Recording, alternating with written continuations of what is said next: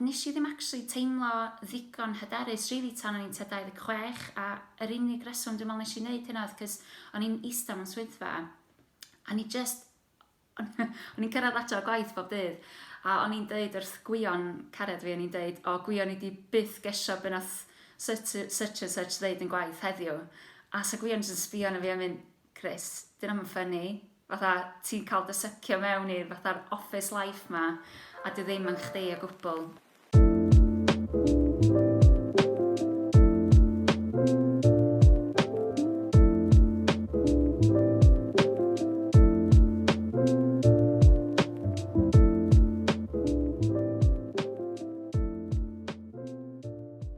Hi guys, Kristina Kristina Banholzer, dwi yn ffotograffydd.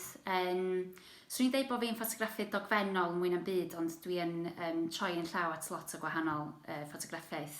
Yn pen fi, dwi'n meddwl amdano fo fatha cymeryd moment mewn hanes unrhyw person neu unrhyw beth a dogfennu fo fel bod o byth yn cael ei golli. Pan o'n i'n 16 ges i'r cyfle i fynd i India efo ysgol a nes i fedru cael gafal ar camera a nes i fynd efo fi a nes i dynnu llwyth o lyniau oedd yn bendant yn dogfennol, rhai dogfennol, ond dwi'n meddwl o'n i just eisiau gwneud ffotograffiaeth in general. So pan nes i orffan prifysgol, o'n i'n teimlo dipyn bach out of my depth i fod yn onest. Nes i peidio codi camera ar ôl graduatio, mae rhaid bod hi'n tua 6 mlynedd. A nes i just gweithio mewn jobses gwahanol. Nes i gael email gan ffrind fi Cassie. Nath i ddeud, hi Chris, long time no see. There's this really cool project that I've just seen come up. It's going out to India and teaching photography to orphans. A ni just fatha, oh my god. Literally, oedd y bron iawn union 10 mlynedd lawr y lein. O'n i'n eistedd mewn office ac o'n i just yn meddwl, hwn di cyfla fi wan i ail sbardun o'r cariad na.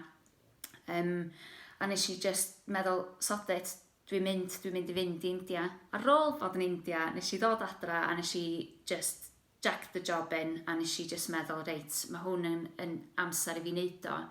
Ac am ryw reswm, o'n i'n teimlo mor reddfol tuag at y ffaith bod fi'n mynd i fod yn successful. Dwi'n mor falch nes i ddisgwyl, cos oedd y hyder ddim yna pan o'n i 21. Pan o'n i 26, nath o just digwydd yn really organic a o'n i'n gwybod bod fi'n mynd i wneud yn dda am ryw reswm. Positive thinking, dwi'n meddwl o.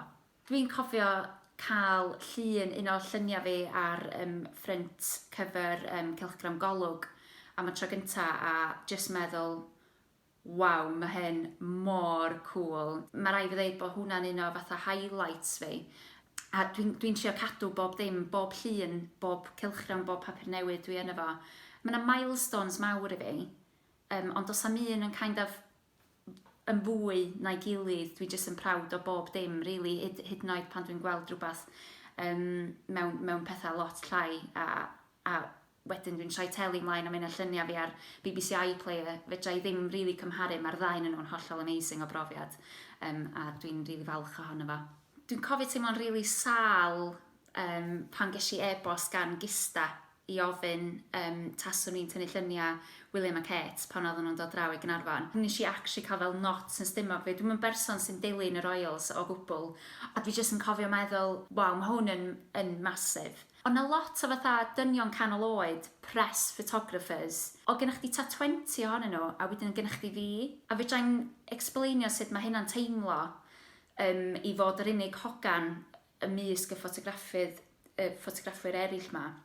Ond oedd y dynion eraill ma i gyd yn brofiadol a di bod yn yr maes ers blynyddoedd a fanna o'n i wedyn, fi oedd yr unig person oedd yn cael mynd tu mewn efo nhw, fi oedd efo fatha'r access i gyd, so o'n i'n teimlo eitha da dwrnod yna, oedd yn really cool. So pan nes i gychwyn allan y busnes, o'n i really isio cynnig math o lyniau i bobl oedd yn hollol wahanol i be oedd wedi cael ei wneud o gwmpas fama yn Gogledd Cymru. Nes i ddechrau yn tynnu lluniau plant, cos dwi'n meddwl na dyna oedd yn dechrau fi lleia, di plant ddim mor scary a be sa chdi meddwl, really.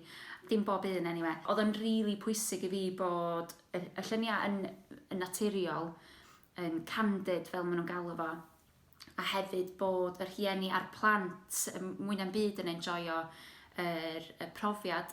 A wedyn nath yr steil fel naturiol, fel sy'n nhw'n galw fo, kind of mynd i mewn i gweddill gwaith fi. So, os o'n i'n saethu stwff, teledu, theatr, math yna beth, o'n i wastad yn trio cael o mewn steil really naturiol, ddim yn rhy posed. Prodasa, eto nes i bigo prodasa i fyny, oedden nhw gyd mewn steil candid.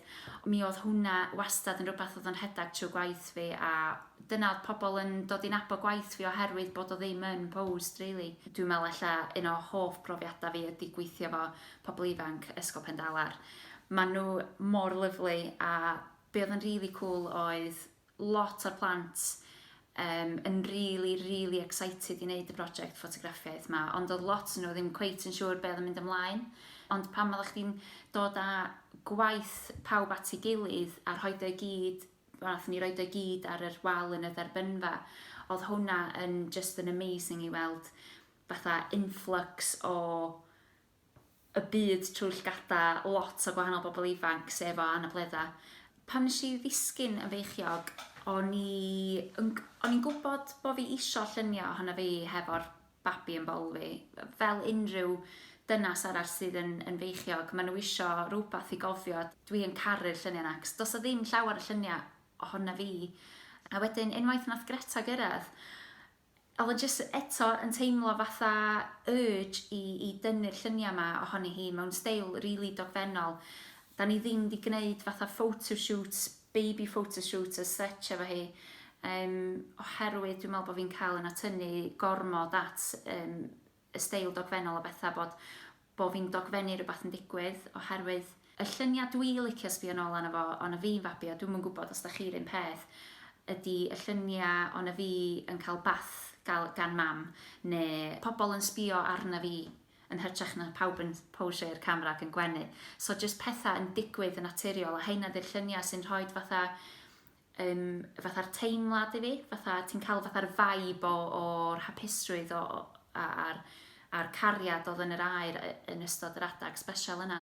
So yn ystod y prosiect nes i wneud efo'r ffrogiau prodas, nes i cael y cyfle i fatha slofi lawr, just fatha mynd i ista a siarad efo pobl. O'n i'n cael lluniau reit bersonol, cos o'n i'n teimlo bod fi'n nabod y person ar ôl siarad efo nhw am fatha hanner awr. Yr rheswm nes i ddechrau y prosiect, a dwi'n gwybod os mae lot o bobl yn gwybod hyn, really, ydy oherwydd o'n i yn teimlo fatha bod prodi yn mynd way out of hand. I fi, o'n i just yn meddwl, wyt ti'n medru just stripio bob dim yn ôl a just mynd yn ôl i gwreiddio pam ti'n prodi, ydy oherwydd bod yna dau berson just yn caru'i gilydd. A dyna ni really eisiau ffeindio allan oedd sut mae'r ffrog yn medru cynrychioli y ddynas i ddod â'r stori hi allan.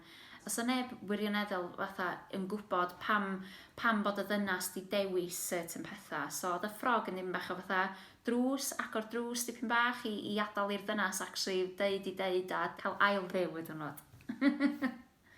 Dwi erioed di ryddhau print o blaen, so o'n i'n really nervous a really excited amdano fo, really. Mi o'n i'n kind of fatha yn gweld yn union sut o'n isio fo cyn i fi hyd yn oed creu fo. A am bod fi mond yn rhyddhau un llun, oedd bob dim amdano fo'n gorfod taio mewn yn really neis ac yn really fatha mewn steil fi. Oedd yr englyn yn teimlo'n reit angenrheidiol, really, oedd o'n teimlo fatha bod na space yn y llun. Nes i gael hogyn lleol i sgwennu'r englyn, Osian Owen. Oedd o'n really neis gweithio fo Osian, cos oedd o'n gwybod, oedd o wedi gweld y llun i ddechrau fo, so nath o gymeryd y llun fel ysbrydolaeth. A wedyn nes i kind of disgrifio'r math o vibe o'n isio pan oedd o'n dod i'r englyn, a nath o ddod i fyny efo hwn, a o'n i just yn caru fo'n syth. A wedyn y gair llonydd o'n i'n meddwl oedd yn reit symbolic o'r amser ar y funud. A wedyn mae o'n dod mewn dau gwahanol fersiwn. Mae gennym ni'r fersiwn ffotograffiaeth yna fo, efo'r englyn a'r gair llonydd, a wedyn mae gennym fi fatha'r poster version wedyn hefyd. Mae'n dibynnu sydd fath o beth ti'n licio, so rhywbeth i bawb. Dwi hefyd efo cwpl o prosiectau ar y gweill, so dwi isio cychwyn platfform ffotograffiaeth dogfennol yma yn y Gogledd, lle dwi'n rhoi fel events ymlaen, cael fel guest speakers sydd ffotograffwyr dogfennol, profiadol ofnadwy i ddod i siarad efo bobl. Gweithdai ffotograffiaeth i ffotograffwyr yn ogystal a fatha pobl ifanc neu jyst pobl sydd jyst efo diddordeb, really. So ni'n really licio gwneud mwy o ddefnydd o shed yn felyn. Dwi'n berson sy'n really licio saethu efo gola naturiol. A mae'r thought yn mynd fewn i studio yn really dychryn fi. So i fi mae rhywbeth sy'n dychryn chdi yn rhywbeth da. So dwi really isio concentratio ar dysgu sut mae goleuo studio yn gweithio a really rhoi mwy amser i mewn iddo fo. A creu delweddau really unigryw yn y studio, efo pobl mainly, a mae wastad amdan pobl i fi. A prosiect arall sydd gennym fi sy'n actually, da ni'n cychwyn saethu wrth nesaf wan ydi fi a 2 hogan business owner arall, da ni'n mynd i gychwyn bach o busnes lle da ni'n hybu pobl helpu bobl i dyfu i busnesau nhw yn organig ac yn ymwybodol o fatha values nhw fel busnes. So, cos mae'n bwysig i fi bod fi'n aros yn driw i fi fy hun fel person busnes, a dwi wastad i dweud, y munud dwi'n stopio enjoyo math o ffotograffiau, dwi'n stopio gwneud o, cos does na'n pwynt cario ymlaen gwneud rhywbeth ti ddim yn enjoyo os mae dy fusnes di ydi o. Mae bywyd lot yfir i fod yn gwneud bethau ti'n eisiau gwneud. So, dwi eisiau helpu bobl eraill i dyfu busnesau nhw i fod yn driw iddyn nhw eu hunan hefyd. So, mae yna loads o bethau exciting ar y gweill, a dyn ni jyst yn trio fatha cyd-fynd efo'r technoleg a sut mae lockdown a Covid yn mynd i newid bywydau ni gyd. So, ti jyst yn gorau adaptio, a mae reit hwyl, bod yn onest.